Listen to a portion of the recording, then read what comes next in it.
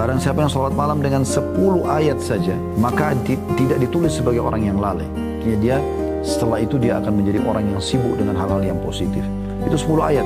Kalau Anda tahu ya, Al-Fatihah 1 ayat, Al-Ikhlas 4 ayat, berarti sudah 11 ayat. Itu contoh saja gitu. Dan barang siapa yang membaca dalam sholat malamnya 100 ayat, maka dicatat sebagai qanitin atau orang yang tunduk dan patuh kepada Allah. Dan barang siapa yang membaca 1000 ayat pada malam hari, maka dia akan dicatat sebagai muqantirin. Dan maknanya adalah orang yang mendapatkan keuntungan yang melimpah berupa pahala yang banyak, 1000 ayat. Tentu ini kalau orang sudah terbiasa ya, tapi bagaimana Anda bisa lihat Allah Subhanahu wa Ta'ala menjanjikan ini kepada seseorang di antara kita hanya dengan membaca ayat di malam hari ya, agar setiap muslim dan muslimah menghidupkan malamnya. Dan fahami baik-baik kalau kemuliaan seorang mukmin ada di sholat malamnya. Apapun yang kita inginkan kita bisa dapatkan di sholat malam itu. Kayak misalnya kita ingin dipenuhi hajat kita, berdoa kepada Allah Subhanahu wa Ta'ala, bisa. Atau kita ingin diselesaikan permasalahan yang sedang kita hadapi, juga bisa. Atau kita ingin menambah derajat kita di surga supaya lebih tinggi derajatnya, juga bisa. Jadi semua kita bisa dapatkan dan sangat dekat dengan keikhlasan. Karena di sholat malam tidak ada di keramaian orang. Kita sendirian. Kebanyakan orang kerjakan sendirian. Kalaupun dia kerjakan seperti hadis motivasi antara suami istri, ini memang sudah saling tahu, sudah saling terbuka gitu. Maka ini juga hal yang luar biasa yang bisa membuat mereka berdua supaya saling ta'awun atau bersama dalam kebaikan. Baik teman-teman sekalian, kita akan coba masuk lebih dalam tentang qiyamul lail atau tahajud. Ya. Pengertian tahajud sendiri yang sering disebutkan dengan sholat malam ya, atau qiyamul lail, itu menurut bahasa hajadar rajul artinya seseorang tidur di malam hari. Adapun hajjada pakai tasydid artinya ia sholat di malam hari. Hajjadar rajul kalau pakai tasydid berarti dia sholat di malam hari. Makanya kita bilang tahajud ada tasydidnya. Adapun al-mutahajjid ya, artinya orang yang berdiri di malam hari, bangun dari tidurnya untuk sholat malam. Makanya tahajud itu dibahasakan orang yang tidur lalu bangun sholat malam. Ya. Kalau qiyamul lail berarti sudah bangun untuk sholat langsung.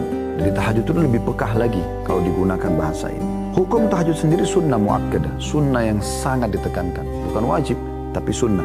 Cuma memang sangat ditekankan. Dan perlu kami ingatkan kembali teman-teman sekalian, banyak di antara muslimin selalu berdalih. Mereka mengatakan itu kan cuma sunnah. Maka mereka bersembunyi di bahasa ini ya, supaya mereka tidak mengerjakannya. Akhi dan ukhti, sholat tahajud, sholat duha, sholat qabliyah, sholat ba'diyah, ya, sholat wudu, sholat taubat, sholat istikharah. Ini semua sholat tasbih, sholat sunnah, tapi juga dianjurkan. Dan ini adalah manfaatnya besar sekali. Karena kata Nabi SAW, dia akan bisa membantu kalau ada sholat wajib kita yang kurang pada hari kiamat. Sebagaimana hadis sahih, kata Nabi SAW, awal amal dihisab hari kiamat bagi seseorang adalah sholatnya. Kalau sholatnya baik, maka beruntunglah dia.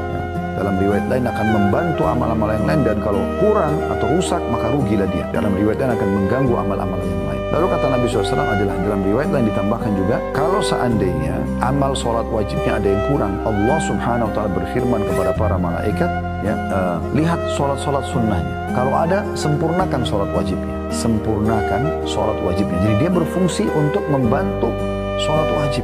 Sebagaimana juga kata Nabi SAW, itu berlaku pada semua amal. Maksudnya puasa sunnah, Senin, Kamis, Ayyamul Bid, membantu sholat puasa Ramadan kalau ada yang kurang. Sedekah yang kita keluarkan bisa membantu zakat, ya, umroh bisa membantu haji. Selain daripada itu juga ada hadis yang lain yang mulia sekali. Kata Nabi SAW, Allah SWT berfirman, la yazalu abdun yataqarrabu ila bin nawafil hatta uhibbu. Seorang hamba terus dekatkan diri kepadaku dengan amal-amal sunnah. Kalau amal wajib sudah bukan pilihan.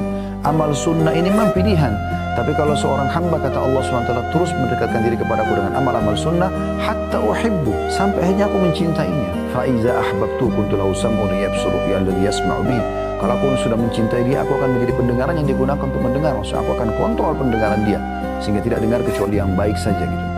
Wa basaru alladhi yabsuru bihi, dan penglihatan yang digunakan untuk melihat. Wa yaduhu alladhi yabtashu bihi, dan tangannya yang digunakan untuk menjamak.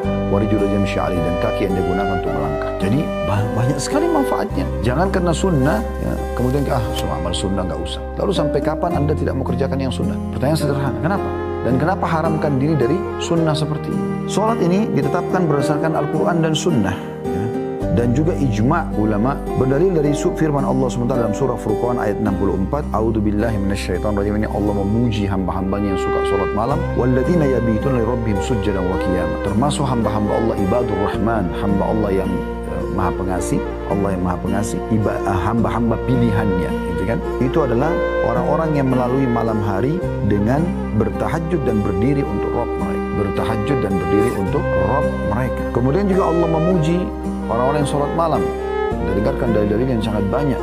Surah Az-Zariyat, surah nomor 17 ayat 18. Ini masih dalam hukumnya ya, dalil tentang hukumnya. Az-Zariyat ayat 17 sampai 18. A'udzubillahi minasyaitonirrajim.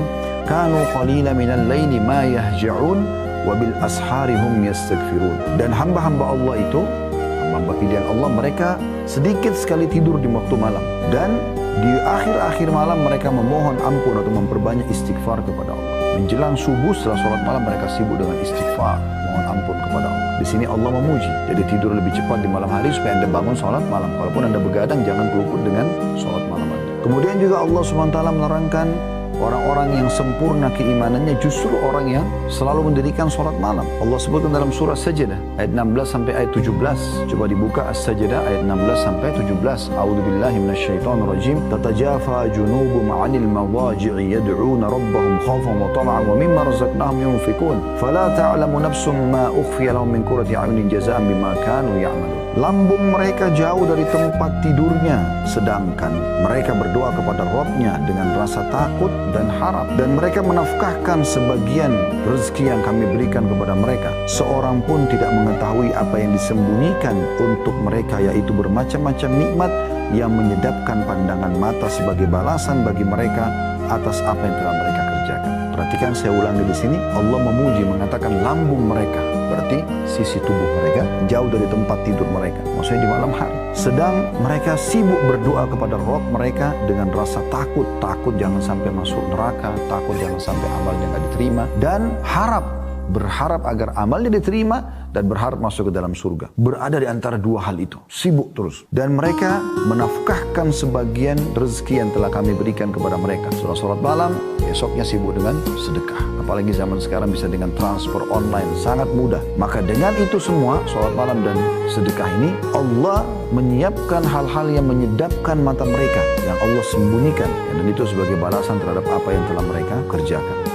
Kita lihat di sini bagaimana dalilnya banyak sekali. Ya. Allah Subhanahu Wa Taala juga memerintahkan Nabi Muhammad SAW untuk salat malam. Bisa dilihat dalam surah Al-Muzammil ayat 1 sampai ayat 4. A'udzubillahi minasyaitonirrajim. Kita lihat banyak sekali ayat demi ayat peringatan Allah SWT tentang masalah anjuran untuk salat malam. Kita baru bicara tentang hukumnya ya. Sunnah muakkadah, ini semua dalilnya. Allah SWT berfirman Al-Muzammil ayat 1 sampai ayat 4. A'udzubillahi minasyaitonirrajim. Ya ayyuhal muzammil qumil laila illa qalila nisfahu aw inqus minhu qalila aw zid alaihi warattilil qur'ana tartila. Hai orang yang berselimut, sahai Muhammad. Nabi SAW itu lagi berselimut dan Allah perintahkan untuk bangun salat malam. Bangunlah untuk mendirikan salat di malam hari, kecuali sedikit daripadanya, yaitu seperduanya atau kurangilah dari seperdua itu sedikit atau lebih dari seperdua itu, dan bacalah Al-Quran dengan perlahan-lahan. Jadi Allah perintahkan Nabi SAW untuk salat. Subhanallah, ini kebiasaan Nabi SAW yang tidak pernah beliau tinggalkan.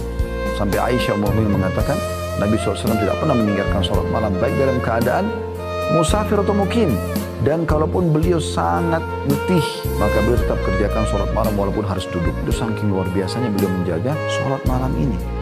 Kemudian wa afdalus salati ba'dal fardhi salatul lail. Dan salat yang paling afdal setelah salat 5 waktu adalah salat tahajud. Ini luar biasa. Jadi ini semua teman-teman dalil-dalil menunjukkan tentang masalah adanya anjuran salat malam di dalam Al-Quran dan hadis Nabi SAW. Sekarang kita coba masuk lebih dalam membahas tentang keutamaan. Apa yang memotivator kita untuk mau mengerjakan salat malam? Maka bahasa kami tentunya adalah fadilah. Fadilah daripada amal tersebut, ya. Fadilah akan kita kerjakan, ya, apa fadilah yang dijanjikan, keutamaan yang dijanjikan oleh Allah Subhanahu Wa Taala. Kan kita kalau ditanya apakah anda ingin rajin beribadah, anda ingin menjadi orang soleh bagi laki-laki dan soleh bagi perempuan, saya yakin anda jawabannya iya. Karena anda tahu kalau anda menjadi orang yang soleh atau orang yang patuh kepada Allah, anda akan mendapatkan banyak sekali keutamaan karena anda akan kerjakan perintah dan meninggalkan larangan. Di dunia dijanjikan rezeki dan kebahagiaan, dan di akhirat dijanjikan masuk ke dalam surga. Tentu semua orang mau. Nah, kami mengatakan teman-teman sekalian, kalau Anda ingin rajin mengerjakan sebuah ibadah, ini sudah sering kami sampaikan tapi kami ingatkan kembali. Bagaimana caranya? Coba baca dan cari tahu janji Allah di ibadah itu. Ingin rajin sholat malam seperti akan kita sebutkan sebentar lagi keutamaan sholat malam. Walaupun tadi ayat-ayat yang kita bacakan sudah cukup besar motivasinya untuk kita kerjakan sholat malam, tapi nanti kita akan coba susunkan poin-poin khusus. Anda akan dapat satu, Anda harus mau sholat malam itu karena ini, karena ini, karena ini, karena ini, dan kita akan sebutkan. Kemudian juga Anda ingin rajin puasa, baca keutamaan puasa, sedekah, baca keutamaan sedekah. Apa saja bakti sama orang tua, umroh dan haji, dan semuanya ibadah. Anda baca janji Allah. Ketik di Google, tinggal ketik di Google. Ya. Keutamaan sedekah, keutamaan sholat malam, dan buku-buku banyak yang terbit juga menyebutkan tentang keutamaan dan tidak asing dari zaman dulu sampai sekarang. Terus saja banyak di antara muslim menyusun buku tentang hadits-hadits dan dalil-dalil atau ayat Al-Quran dan hadits Nabi SAW yang berisikan motivasi untuk mengerjakan amal saleh. Demikian pula kalau Anda ingin meninggalkan satu perbuatan dosa, maka Anda tinggal mencari tahu tentang ancamannya Allah. Ya, ancaman Allah. Jadi kalau orang berbohong, orang menipu, orang berzina, diancam apa sama Allah? Nanti Anda akan tinggalkan itu. Sebagaimana tadi kalau Anda baca motivasi untuk ibadah, Anda akan rajin sekali untuk mengerjakan ibadah tersebut. Baik, kita akan masuk ke keutamaan yang pertama ya, daripada sholat malam itu sendiri. Kalau ini tanda hamba yang bersyukur. Karena ini contohkan oleh Nabi SAW. Tanda syukur kita kepada Allah, kita kerjakan sholat malam. Sebagaimana kita tahu orang kalau bersyukur pasti akan ditambahkan nikmat oleh Allah Subhanahu Wa Taala. Jangan teman-teman sekalian kita sholat malam justru hanya kalau ada masalah. Kan banyak orang begitu ya. Kapan dia sholat tahajud kalau sakit penyakitnya nggak sembuh? Kalau utangnya lagi melilit, kalau ada lagi masalah rumah tangganya, kalau lagi masalah sama orang, difitnah orang, dan segala macam. Baru dia sholat malam. Seakan-akan sholat malam itu hanya tempat pelarian untuk menyelesaikan hajat. Walaupun itu tidak disalahkan. Kalau lagi ada masalah Anda sholat malam. Karena memang sholat malam, sebagaimana yang kita sebutkan, ya, itu adalah waktu mustajab doa. Namun teman-teman, kita lebih diprioritaskan sholat malam bukan karena ada hajat, tapi karena ingin bersyukur kepada Allah. Nikmat Allah terlalu banyak. Coba teman-teman buka mata kita, ikutkan dengan buka hati nurani kita dan buka pikiran kita. Coba duduk sejenak di sekarang tempat Anda duduk ini.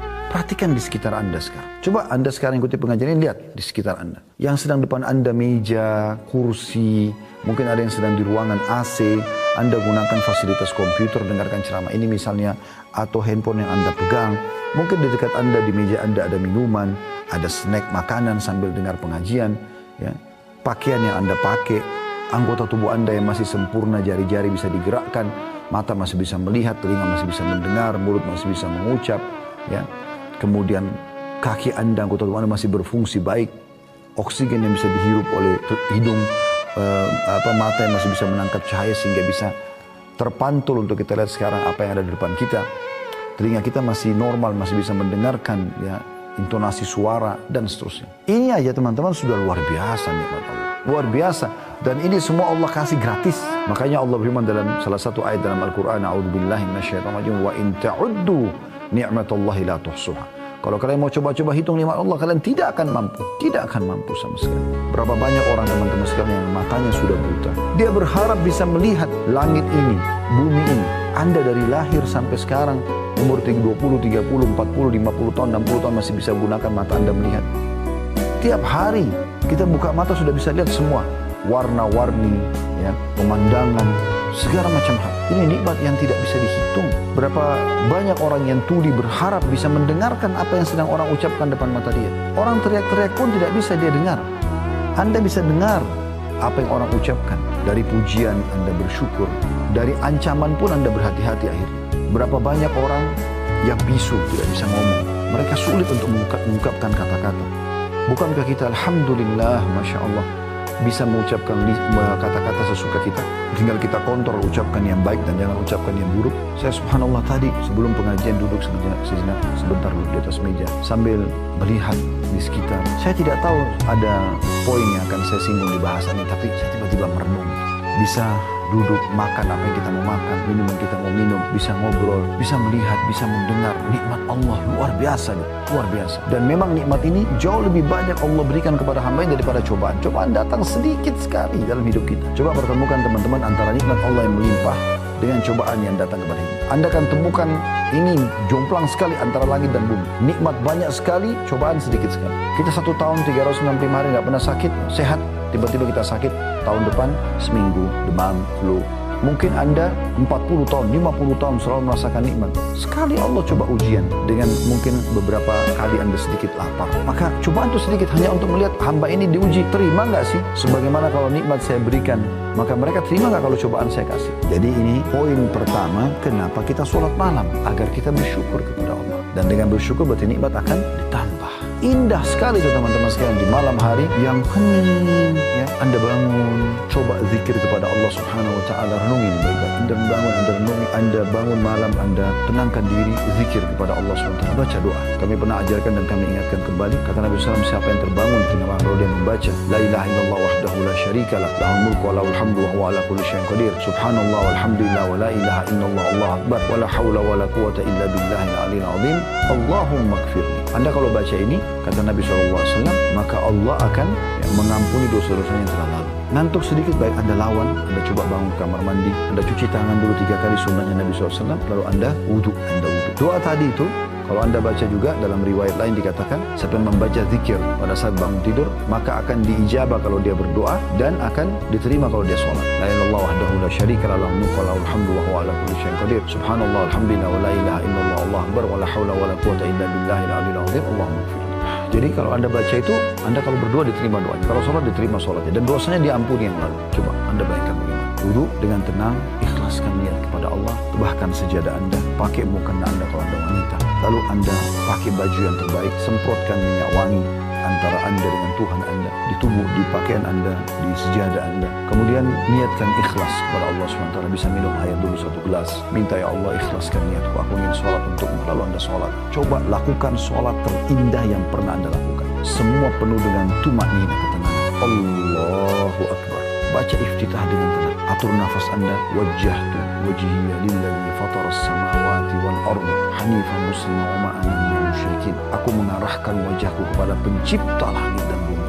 Dan aku berpegang pada agama Islam yang lurus ini, menyerahkan diri kepadanya, dan aku bukan termasuk orang musyrik. Inna sholati wa nusuki wa mahyaya wa mamati lillahi rabbil alamin. Sungguhnya ibadah-ibadahku, kehidupanku, sembelihanku untuk Allah Tuhan alam semesta. La syarika lahu wa bidzalika umirtu ana minal muslimin. Tidak ada sekutu bersamanya. Dan begitulah aku diperintahkan dan aku termasuk orang menyerahkan diri. A'udzu billahi minasyaitonir rajim. Bismillahirrahmanirrahim. Aku berlindung kepada Allah dari syaitan yang terajam, terkutuk, dengan menyebut nama Allah yang maha pengasih lagi maha penyayang. Alhamdulillahirabbil alamin. Segala puji dan puja bagi Allah Tuhan alam semesta. Ar-Rahmanir Rahim.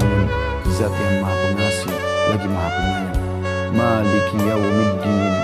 Raja, penguasa hari kebangkitan atau hari pembalasan. Iyyaka na'budu wa iyyaka nasta'in. Hanya kepadamu kami menyembah, hanya kepadamu kami meminta pertolongan. Renungi itu, kita sedang bicara dengan Tuhan kita Allah. Ihdinas siratal mustaqim. Tunjukkanlah kami jalan yang lurus. Siratal ladzina an'amta 'alaihim. Jalan orang-orang yang telah Engkau berikan nikmat pada para nabi-nabi dan orang-orang saleh. Ghairil maghdubi 'alaihim waladdallin. Bukan orang yang kau murkai dan bukan juga orang yang sesat. Kata Ibnu Abbas, bukan Yahudi, bukan Nasrani. Lalu Anda bilang, amin. Pilih surah yang paling mudah buat Anda dulu. Al-Ikhlas misalnya. Bismillahirrahmanirrahim. Dengan menyebut nama Allah yang maha pengasih lagi maha penyayang. Qul huwallahu ahad. Katakanlah Allah itu Esa. Allahus samad. Allah yang bergantung segala sesuatu padanya. Lam yalid wa lam yulad. Tidak beranak dan tidak diperanakkan. Wa lam yakul lahu kufuwan ahad. Dan dia juga tidak membutuhkan pada siapa. Tenangkan diri dulu. Allahu Akbar. Sudah tenang? Subhana rabbiyal azim. Maha suci Tuhanku yang maha agung. Subhana rabbiyal azim. Maha suci Tuhanku yang maha agung. Tidak usah dibaca bahasa Indonesianya, tapi renungi maknanya di sini. Subhana rabbiyal azim. Maha suci Tuhanku yang maha agung. Itu aja dulu. 3 kali. Nanti bertahap Anda bisa naikkan. Masih banyak zikir ruku. Ada subhana rabbiyal azim wa bihamdi. Ada subuhun kudusun rabbul malaikati war ruh. Ada subhana dzil jabaruti wal malakuti wal kibriyai wal azamah. Ada subhanakallahumma wa bihamdika Allahumma ighfirli. Ada Allahumma laka raka'tu wa bika amantu wa laka aslamtu. Raka'a sam'i wa basari wa lahmi wa dami wa idhmi wa istaqalla bihi qadami. Anda pilih satu saja, subhana rabbil azim dari 3 kali. Sami Allahu liman hamida, dengan pelan-pelan, tenang.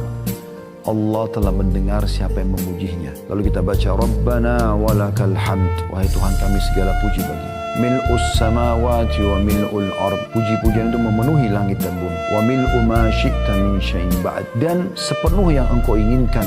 Kita memuji Allah luar biasa. Di antara riwayat lain juga kita disunahkan membaca hamdan katsiran thayyiban mubarakan fi. Puji-pujian yang banyak yang penuh dengan berkah. Puji-pujian yang banyak, yang baik dan penuh dengan berkah. Pernah ada sahabat baca ini pada saat Nabi SAW mengatakan Sami Allahu liman hamida, maka sahabat ini mengatakan hamdan katsiran thayyiban mubarakan fi.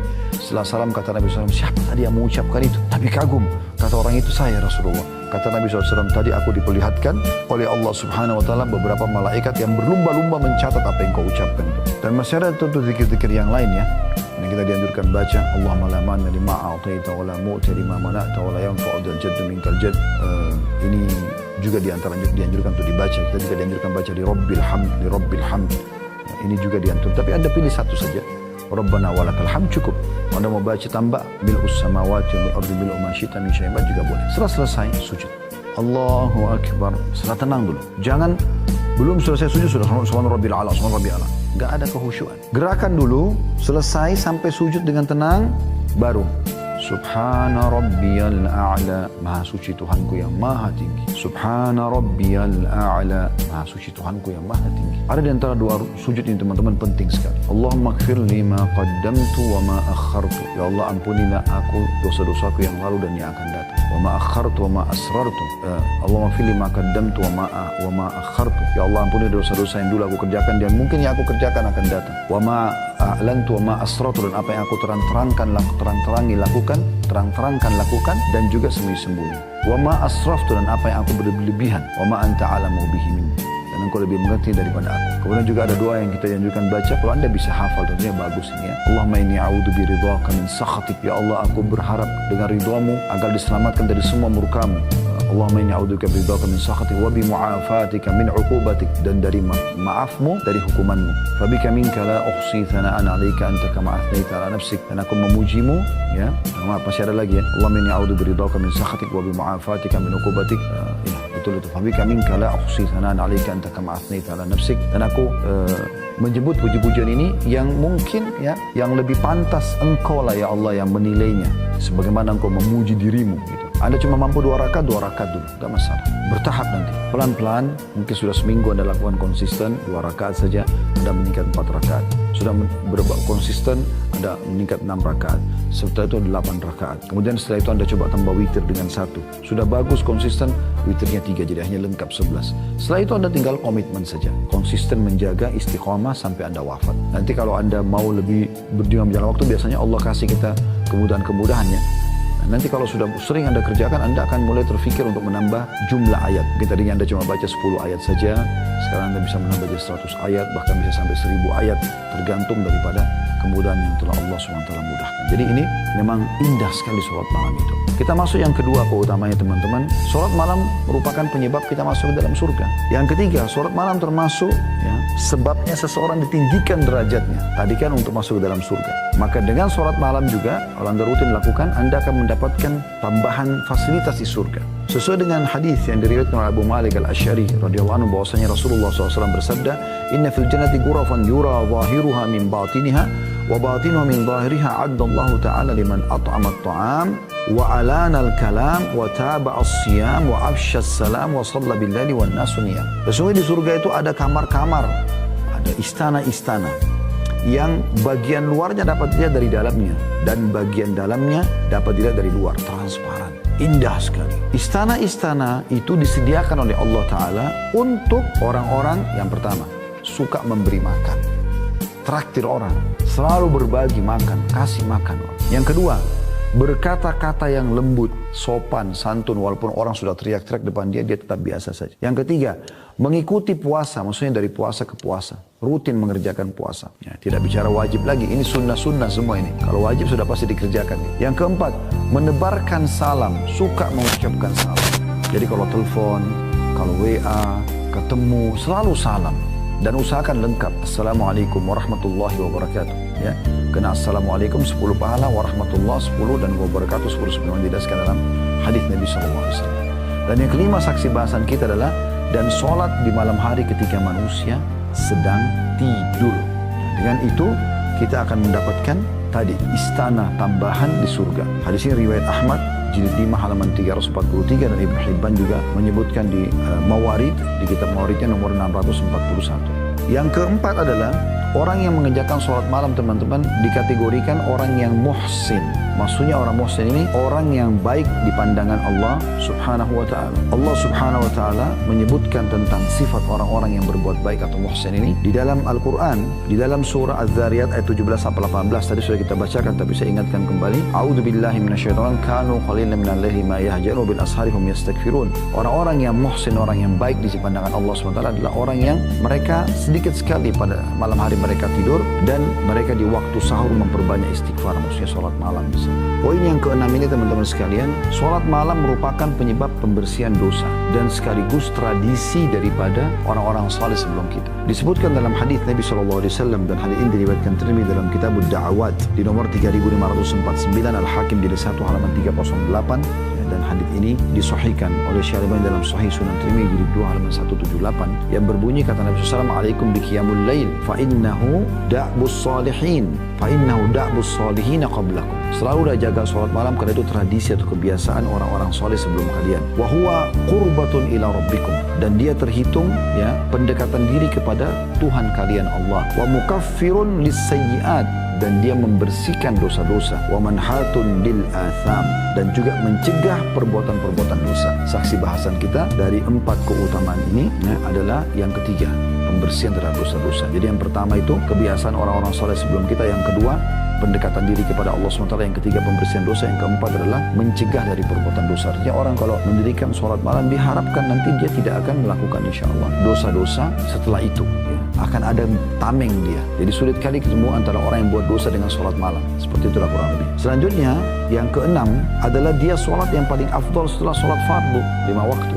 Yang ketujuh ya, dia dihitung sebagai kemuliaan seorang mukmin. Ini sudah kita singgung di mukaddimah tadi. Tapi ini keutamaan juga tersendiri. Tadi kita baca cuma bagian akhir hadis. Hadis lengkapnya begini. Kata Nabi SAW, atau Jibril berkata kepada Nabi SAW pada saat bertemu, Ya Muhammad ish ma syi'ta fa innaka mayyitun. Hai Muhammad, hiduplah sesukamu, toh juga kau akan mati. Wa ahbib man syi'ta fa innaka mufariqu. Cintai siapapun yang kau inginkan, tapi pasti kau akan berpisah dengan dia. Wa amal ma syi'ta fa innaka majziyun bihi. Berbuat sesukamu, toh juga kau akan dibalas dengan perbuatan. Kalau baik kau akan dapat balasan, kalau buruk kau akan dihukum. Thumma qala ya Muhammad syaraful mu'mini qiyamul lail. Lalu Jibril mengatakan, wahai Muhammad, ketahuilah kemuliaan semuanya berkumpul bagi seorang mukmin justru di salat malamnya. Wa izzuhu istighna'u 'anil nas. Dan ya, kehormatannya justru ada pada saat dia tidak bergantung pada orang lain. Hadis ini hadis sahih diriwayatkan oleh Al-Hakim di jilid 6 halaman 325.